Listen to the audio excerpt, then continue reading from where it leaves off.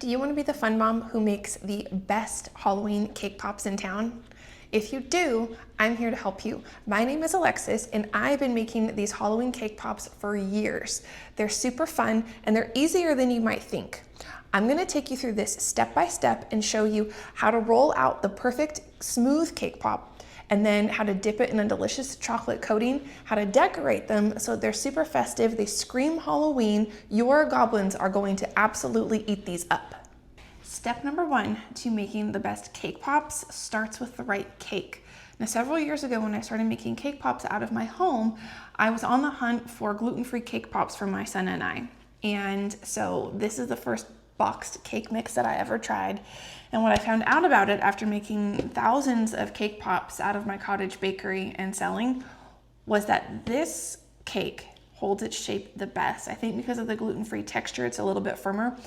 It's easier to shape into a perfectly round and perfectly smooth cake pop. So here's what you're gonna do. You're gonna grab whatever flavor of cake you want. That's totally fine. I've got some other tips to show you on how to take care of the dough as you roll it out to make perfectly round balls. Once you choose your cake, you're gonna bake it off. You can do this a day in advance. Just follow the package directions. Let it cool on the counter for a few hours, if not overnight. Now we are going to mix our baked cake with some frosting. So what I'm gonna do is I'm gonna get this cake into the bowl of my stand mixer. You could also do this by hand. And then we are gonna crumble it and add some frosting. When you bake your cake, make sure to line your baking dish with a piece of parchment. This helps get the cake out of that dish super easily, and you can just jam it in that bowl. Everything's gonna get crushed to a super fine crumb. So I use my spatula to push everything down. Then I'm gonna add my paddle attachment to my mixer. I'm gonna lower the top, set it on a low speed to do my initial crumble, and cover the mixer with a towel so that nothing comes flying out. You're gonna continue this process until everything is broken up and you have an evenly fine crumb all the way through. From here, we're doing about 2/3 of my jarred frosting to start.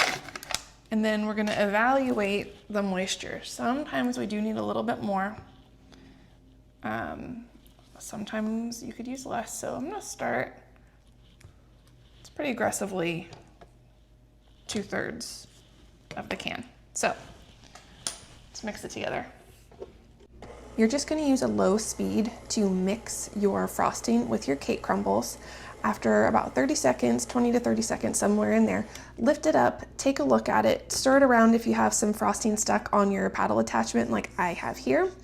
I ended up needing to add another couple tablespoons of frosting in order to get my cake pop mixture to come completely together and pull away from the sides of the bowl. So this is how I knew that mine was good and ready. So this is about the texture that we want. It's kind of like Play-Doh. I don't know how else to describe it. It's soft and easy to squish, but it holds its shape. The next step to really having a nice cake pop batter to work with is refrigerating it before you work with it. When it's refrigerated, it'll tighten up for you, which will make it easier to shape. This is gonna be excellent. I'm pretty excited that it totally came together for you. Again, no matter what kind of cake you are using, I really encourage you, chill it. That will help you when you're trying to shape the cake pop.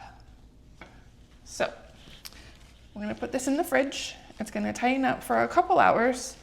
You can do this whole thing in advance the day before you want to shape and dip your cake pops, but we're good to go. This is gonna go in the fridge for a little bit. I'm gonna get the rest of my supplies ready and then we can start dipping these cute little cake pops. Okay, now we get to get going on the next phase, which is where this actually starts to get fun. So we are gonna roll our cake balls out. I'm gonna glove up, roll out some cake pops. Okay, so this little silicone mold, I use more as a gauge to make sure all of my cake pops are the same size. The link for it is in the description below. So check this out. I got my nice firm dough.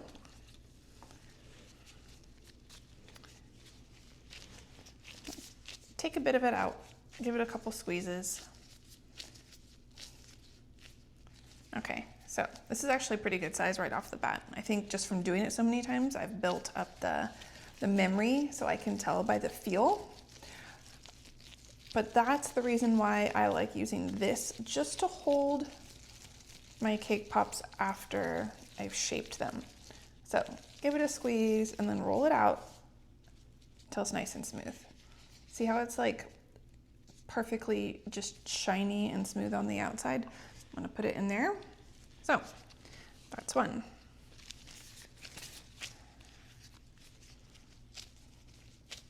So it's probably a tablespoon and a half, or a heaping tablespoon.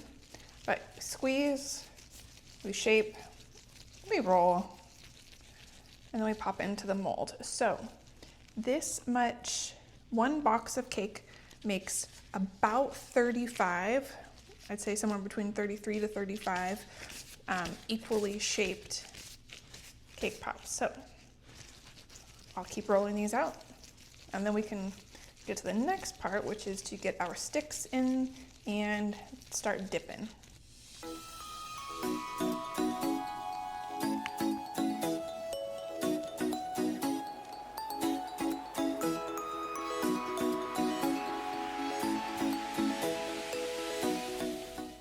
That was pretty fun. So I'm gonna pop these in the fridge and let them keep their cool while I start prepping our chocolate.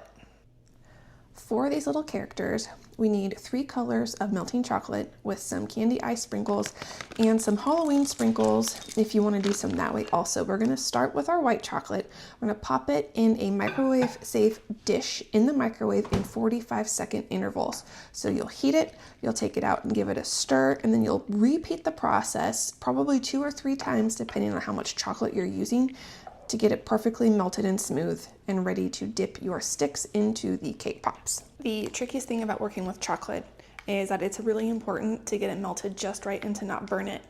So channel your inner Dory and just keep stirring, because once it's like 75% of the way melted and smooth, it will melt all of the way. Don't burn it, because that would be sad. That'd be a total waste. To secure your little cake pop stick, you're just gonna dip the tip into your melted chocolate and push it into your cake pop ball about 3/4 of the way in. This is super simple. Don't overthink it. Just dip, pop it in there. I have more links down in the description for you, from the melting chocolate to these little lollipop sticks, down in the description below. Okay, so what I'm thinking, since I do have 35 nice cake pops, is that I'm gonna do 10 of each character, so 10 mummies, 10 pumpkins, and 10 Frankensteins, and then I'm gonna do 5 of just simple ones with sprinkles. Now, chocolate with color can be much more difficult to work with, so one thing that I like to do is I add some of my Ghirardelli candy melts to my colored chocolate to smooth it out. It is gonna lighten up the color a little bit, but this does make a huge difference when it comes to dipping the cake pops. So from here, we're just gonna knock out our orange and our green cake pops too.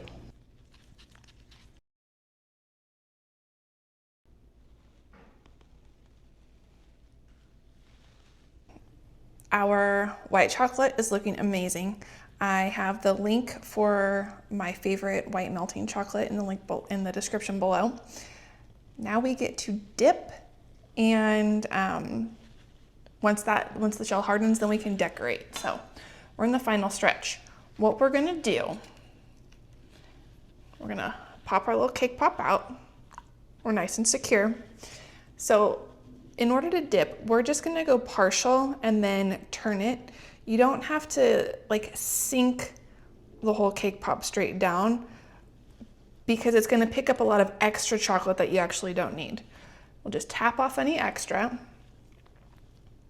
And then I'm gonna set it right here on my baking sheet that's lined with this Silpat.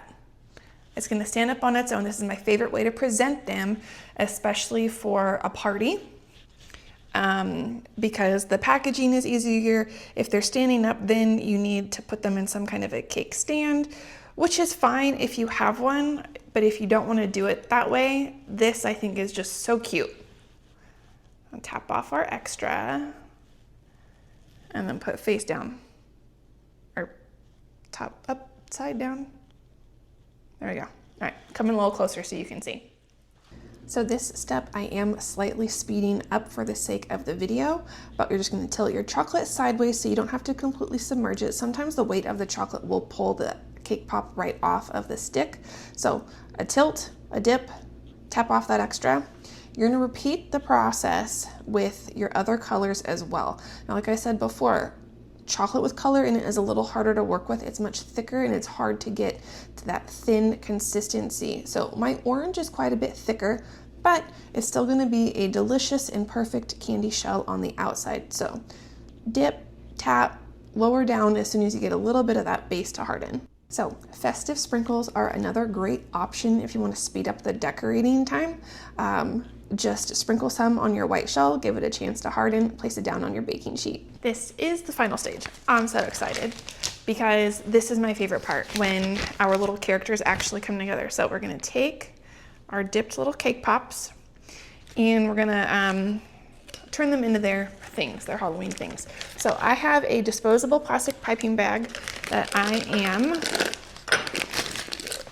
gonna put over a glass, because then I can pour my leftover chocolate that I had dipped. And this is how we are going to start with the mummies. So I'm gonna get all this in the bag. I'm gonna cut a really small end off of the tip, and then we can pipe our mummy stripes and do some candy eyes and that kind of stuff. Now, when you want to attach your candy eyes to your mummy, you have a choice of what color to use. You can use white because that's what you already have in your piping bag. I have some leftover red that I think makes it look just a little more gory, a little more like zombie Halloween flesh-like. So I put just a tiny bit of red on there, and then I'm going to use that wet chocolate to make my candy eyes stick. To add the mummy stripes on, I like to start with my chocolate on the top and the bottom of the eyes. And then I'm just gonna twirl the cake pop around, adding stripes all over the place. The messier, the better. We don't have to be super organized. Just make it look like a mummy. For our little pumpkin cake pops, I'm gonna take some of the green that I'm using for my Frankenstein, transfer that into a disposable piping bag, cut off a small tip, and we are going to add a stem and some leaves with this piping bag. It's super simple, it's super cute. These are actually one of my favorites.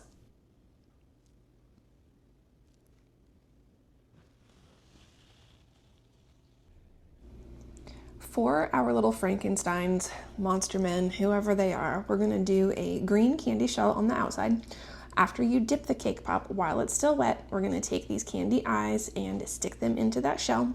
Then I'm going to use some dark chocolate, whatever you want to use that's brown. It could be dark, it could be milk chocolate, and we are going to add on some funky hair and some little stitched mouths. So this is the finished product that you have to look forward to. I love these so much. My neighbors are gonna be super stoked because I'm gonna have to share them. I cannot eat them all, but I do get to eat one. So let me show you real quick what the dipped cake pop looks like on the inside. I really can't even decide which one to go for. I think I'm gonna have a mummy, because I'm a mummy. Ha ha ha.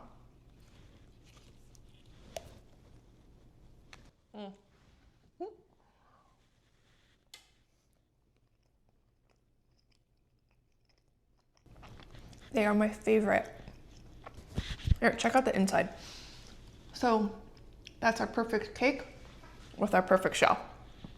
If you're still here with me at the end, thank you so much. I appreciate your time and the fact that you wanted to spend your time with me making cake pops. I appreciate it a ton. If this video was helpful, I'd love for you to give it a thumbs up. I'd love for you to subscribe, come back and watch more stuff that we can serve to people. I love doing things for parties, having company over, that kind of food. And I'd love to keep doing this again and again. Ask me any questions. If you have any questions, hit me up in the comments. I respond as quickly as I can. I got a lot of resources down there, including a blog post that goes with this to help you out. All right, I'll see you later.